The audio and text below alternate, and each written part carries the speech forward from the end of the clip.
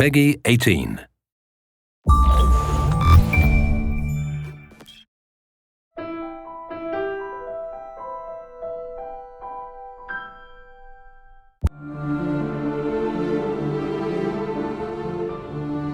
Assassin's Creed is really about history and credible world. We're playing with a history that is, without trying to spoil things, extends back, anywhere from 80 to 100,000 years from today and extends as far into the future as, we have time to make games. Two specifics about Assassin's Creed. The first one, it's a huge universe spanning across many different mediums with many different characters, events, locations. The second one is the community. The community on Assassin's Creed is extremely knowledgeable about this universe and also has very high expectation about what's coming next in terms of story. So putting all these things together, we realized it was time to fit everything into one reliable source of information. Actually, it really has been a back and forth process between the Encyclopedia writers and the games writers to make sure that all the content of the book, of the Encyclopedia, is really accurate. Well, we start by going through all the data, and then we would decide on what articles we wanted to do. And once we had that settled, we would write down a brief description of the article, send it out to the external writers, who would then return the full content to us. The best part about this project was adding new content. Every time you get a chance to work on a brand like Assassin's Creed, it just makes your day, We are covering and unveiling a lot of information on characters such as Altair, Ezio, Desmond Miles, Subject 16, but also new assassins such as Shao Jun. One of the very first challenges was dealing with so much data. Assassin's Creed has been around for a while and has a wealth of information from both the story standpoint within the game universe and just history in general. So going through all of that and figuring out what might be most interesting to put in the encyclopedia was very much the first challenge that I encountered. The franchise isn't defined necessarily by a single character, it's defined more by these institutions.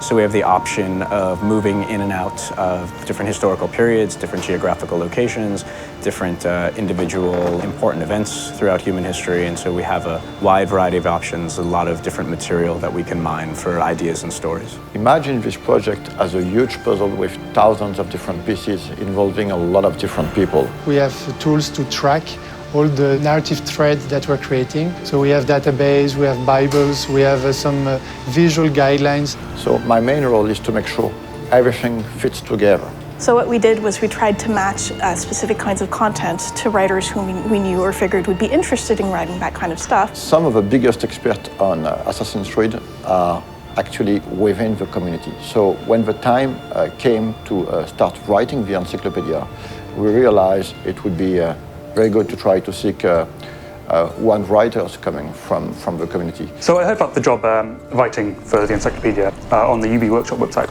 and I thought, well, it's about video games and it's about history, so it seemed perfect for me. We were really surprised by the reaction. We got hundreds of submissions, and some of them were very, very good. Well, most of the stuff I wrote was biographies, so of both the characters purely from the games and historical figures behind it. To make a long story short, instead of hiring one person, we finally hired 5 writers coming from the community. What I tried to do is dispatch the articles based on some of the test submissions they'd sent in, seeing what they liked to write best, and then we kept it contextually similar. We try to minimize the risk of bad overlapping and maximize the opportunities of cross-referencing.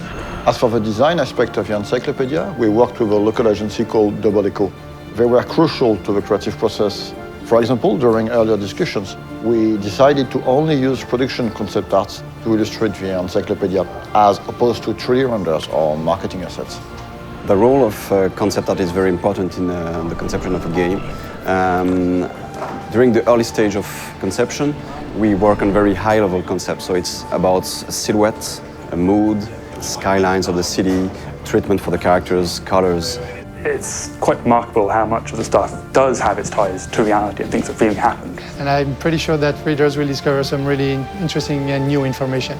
For example, in the Encyclopedia, we're gonna reveal some information about the Templars, among other things, but actually the Encyclopedia is gonna have some spoilers, so if you haven't played the game, just wait to read it. This encyclopedia is available in Europe in the Animus edition that you can find at retail. For more information, check on assassinscreed.com, and it is also available as a standalone worldwide on ubworkshop.com.